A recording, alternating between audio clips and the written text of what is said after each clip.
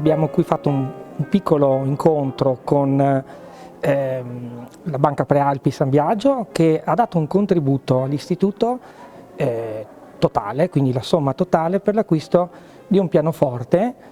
necessario grazie all'attivazione dell'indirizzo musicale nell'istituto comprensivo di Follina e Tarso. E chiaramente un contributo sostanzioso come questo fa sì che l'istituto possa utilizzare queste risorse per l'acquisto anche di altri strumenti musicali necessari e proprio per rendere l'offerta formativa adatta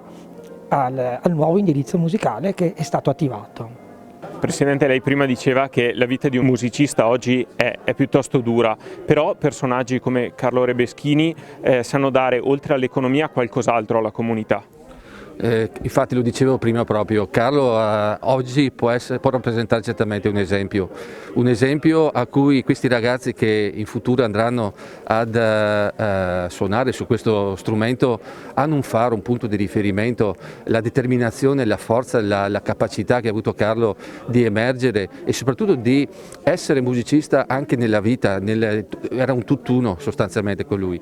Lui aveva questa capacità, come dicevo prima, di meravigliarsi di fronte anche al ragazzino che suonava due semplici note, e questa è la grandezza della musica, sapere cogliere il bello anche nelle piccole cose, è una sensibilità, una forma di espressione che deve essere sicuramente coltivata, ma soprattutto dobbiamo dire ai nostri ragazzi che la musica non è soltanto una cosa bella, ma forse possiamo dare la possibilità anche di fare una professione. Allora tutte queste cose devono essere dal piccolo ma alimentate e speriamo insomma che questo sia un piccolo seme messo proprio perché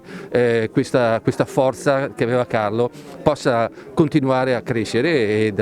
anche qui a Follina e nel comprensorio chiaramente della scuola essere una cosa molto importante anche per i ragazzi. La musica è un'espressione dell'anima, è un linguaggio dell'anima e purtroppo anche un po' troppo burocratizzata oggi, piccoli gruppetti non possono andare a suonare perché altrimenti abbiamo una burocrazia che è devastante. Dobbiamo ritornare a fare in modo che la musica possa essere la vera e sincera espressione dell'anima attraverso tutte le formule possibili. Eravamo il paese del bel canto, oggi purtroppo abbiamo tante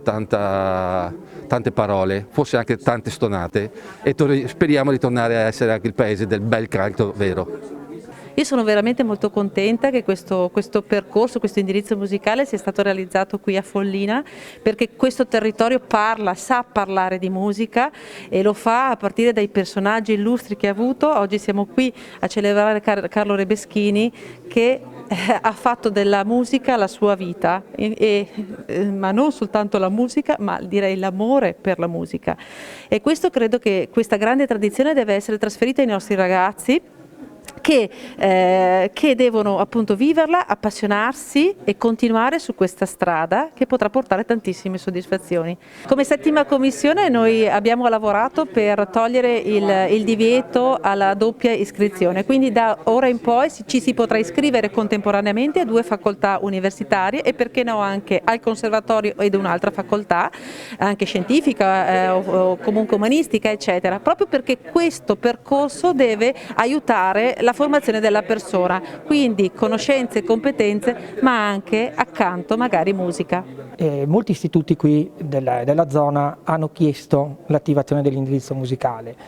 e io mi sono battuto affinché questo si attivasse qui a Follina proprio per la peculiarità del territorio,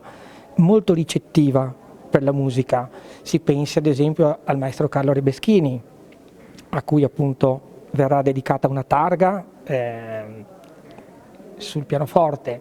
si pensi ad esempio al Teatro Antiga, si pensi all'abbazia e agli grandi eventi che vengono qui svolti durante l'anno.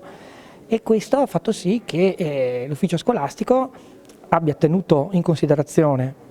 queste caratteristiche e abbia scelto proprio questo territorio per l'attivazione dell'indirizzo musicale. I musicisti che attualmente noi abbiamo in istituto sono veramente molto bravi, molto preparati e hanno quelle competenze anche didattiche per trasmettere questa passione ai nostri alunni.